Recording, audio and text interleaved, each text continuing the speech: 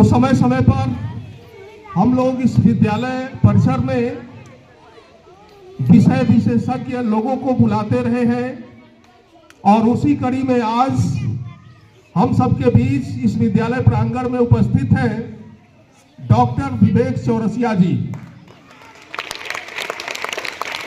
जो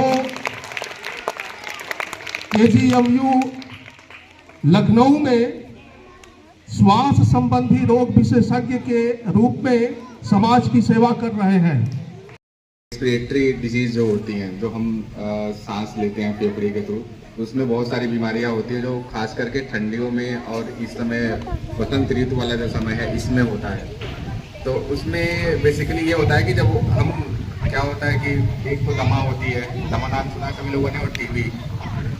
दमा तो ऐसी बीमारी है, वो तो एलर्जी है, एक बार हो गया तो फिर सबको मतलब सही होना मुश्किल है। वो लॉन्ग टाइम दुनिया भर की दवाइयाँ होती हैं, चलती हैं। लेकिन एक बीमारी आती है इसमें टीबी का, जिसको विश्व स्तर पे बहुत सारी चीज़ें किया जा रहा है इसको रोकथाम के लिए, लेकिन हम कंट्रोल नहीं कर पा रहे हैं। हम एक स्टेप चलते हैं, एक दवाई बनाते हैं, बैक्टीरिया हमारा रेजिस्टेंट होकर दूसरा स्टेप ले लेता है, ठीक है ना। तो आजकल MDR टीबी ज़्यादा बढ़ गया है। तो अगर किसी के घर में किसी को टीबी है, किसी के माता पिता को, भाई बहन को अगर टीबी की शिकायत है, तो उसके लिए सामुदायिक स्वास्थ्य केंद्र पे पूरा मुफ्त इलाज किया जाता है। सब कुछ जितनी भी उसमें दवाइयाँ हैं, जांचें हैं, सब कुछ फ्री में दिया जाता है। तो डॉक्टर बनने के लिए एग्ज़ाम होता है, 12वीं के कम से कम आपको 12वीं पास होना है।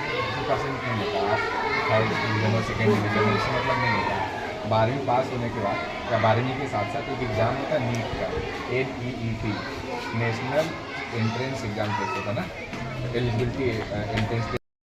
मेरा सौभाग्य है कि आज मैं सेवरी के PM श्री विद्यालय में आया हूँ, और यहाँ आकर मुझे लगा ही नहीं कि मैं एक प्राथमिक विद्यालय जो सब जिसको लोग अपने बच्चों को जिसमें पढ़ाना नहीं चाहते हैं, इसका मैं आते ही इसका ऐसा ऑरा लगा मुझे। गेट पर से ही आकर देखते ही मुझे विश्वास नहीं हो रहा है। मैं कभी ऐसे वीडियो फोटो में देखा था इसको कभी 3-4 साल पहले, जब नया नया इसमें वो मॉडिफिकेशन चल रहा था, लेकिन आज आकर लगा कि हाँ वाकई यहाँ पे काम हुआ है। और यहाँ के बच्चों में जो उत्साह है, जो एनर्जी है, और जो यहाँ के टीचर्स हैं, जिस हिसाब से इन लोगों ने पूरा मेंटेन किया कॉलेज को, ये एक अपने आप में बहुत बड़ी उपलब्धि है। शायद ही कोई ऐसा विद्यालय हो जो संचालित हो रहा हो।